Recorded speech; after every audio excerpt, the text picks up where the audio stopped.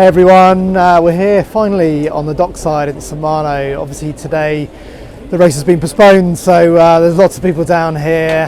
We're going to be here for another couple of days, but it's a chance, just whilst it's a little less busy, just to show you some of these amazing machines.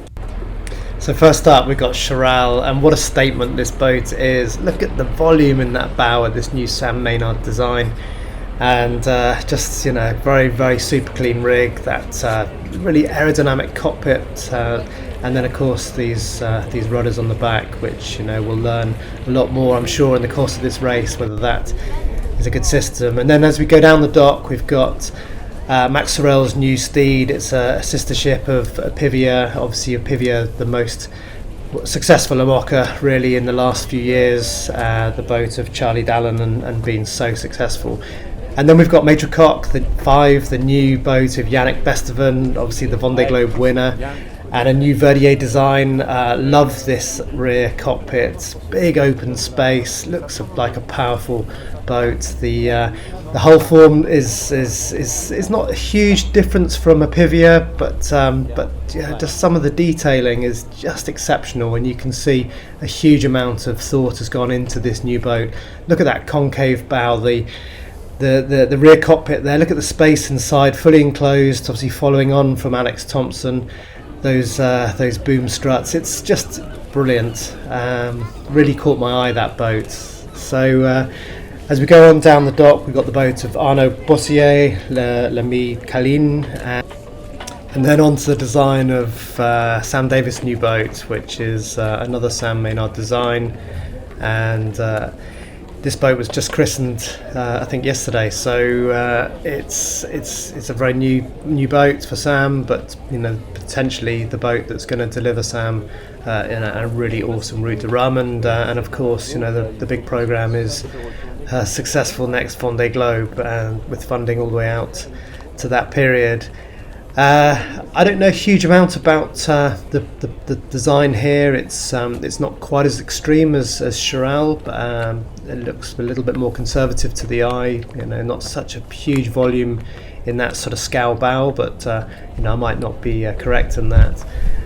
But you know, Sam's been so experienced. She's been in the game for a long time, so I'm sure she knows exactly what she wants. And then next to her is Guillaume Environment, the boat of Benjamin Dutroux. This is a former Alex Thompson boat, which almost won the Route de Rhum in 2008. And then we've got the bateau of our Italian skipper, whose name I sadly forget, but we'll go past that one. And there's a couple more boats here that actually I don't know the background to these boats either, which is a bit of a shame, but I do know the boat that's coming up ahead of us, which is the new boat of Kevin Escoffier. It's a new VPLP Verdier design, built by Jason Carrington, and again another enclosed cockpit, particularly after his experience in the last Vendée Globe. You know, you can see there's some extra safety features in this particular boat. It looks incredible, and certainly with the skill and temperament of Kevin Escoffier, this is going to be a weapon in his hands. I think very good chance he's going to do well in this race, and one to watch for the future. Doesn't it look just beautiful with that sunlight glistening there? Obviously a new paint job, still PRB sponsored, but a new owner there as well. And then just moving on, I don't recognise this boat, just trying to get some details.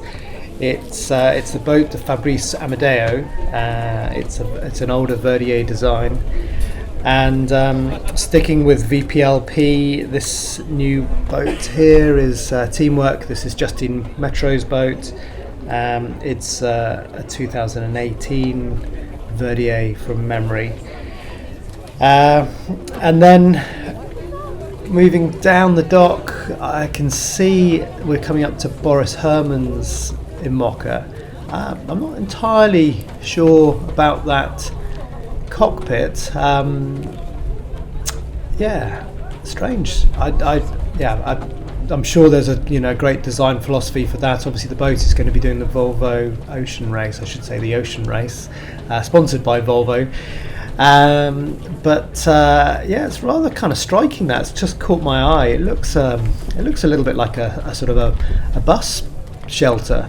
I wonder what the philosophy is for that. Obviously something that works fully crewed, but yeah, not sure it's that attractive. The boat itself is built by Multiplast. It's a VPLP, and obviously Boris has a tremendous track record in the IMOCA class. So clearly the design philosophy is to suit what he wants from the next few years. And then we go down the boat of Manuel Group Setin, and then Damien Seguin, who obviously had such an incredible race in the last Vendée Globe, and he's replaced his boat now with a VPL Verdier design. And then on to Linked Out, obviously the boat of Thomas Rhum, another Verdier design built in Italy, I think, from Persico. It's a tried and tested boat, and certainly one of the favourites for this race, for the Route de Rhum. From there we've got, not sure which is that one. This boat here is the new boat of Roman and Anastasio. It's the former boat Medallia from Boris Herrmann, and obviously very good boat, very sort of good in the last Vendée Globe, and I'm sure Roman will sell that boat really to its full potential. Obviously proved and tried and tested boat. And then on to our Japanese sailor, who's sailed 4 times around the world. Sadly, he dismasted in the Vendée Globe, but in 2016. But in 2020, he came back and became the first Japanese sailor to complete the Vendée Globe. So back for another run. And then one of the real sort of sweethearts of the fleet is Izzy Jock. Great, tenacious Figaro sailor. Sailing the old Safran, which has been heavily modified. Not sure about this boat. It doesn't really give any clues as to who it is. But ahead I can see Medallia, the boat, the new boat for Pip Hare, and really a great choice of boats. Pip snapped her up after the Vendée Globe. It's obviously a boat that's won the Vendée Globe and sailed so successfully in the last race. A great boat for Pip. It's a VPL design, and she's already had some great miles under the boat. She's done the Vendée Arctic, which was a great sort of first solo in the new boat for Pip.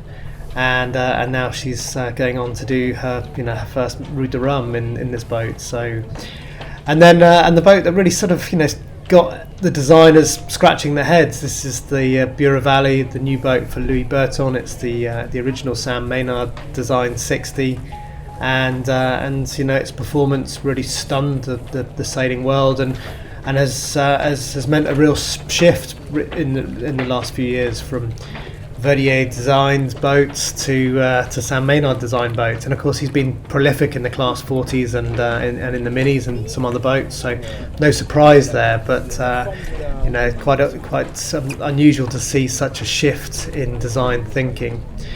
And then we've got Corum, which is the 1K designed boat. I believe the only 1K 60 that is in the current fleet.